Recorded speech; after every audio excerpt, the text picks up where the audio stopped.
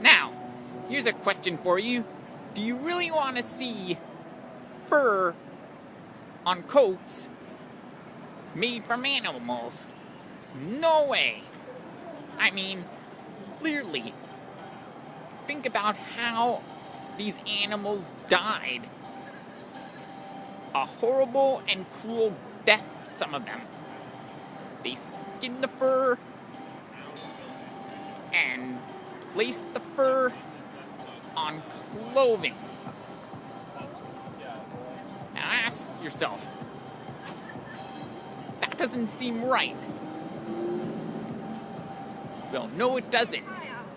So, I ask you, what do you want to see your coats made out of? Well, not animals. That's for sure. Because you know why? It's cruelty. That's why. And so therefore, we need to take action.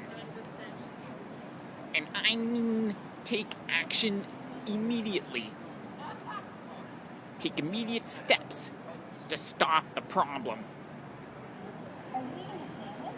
Because you know what?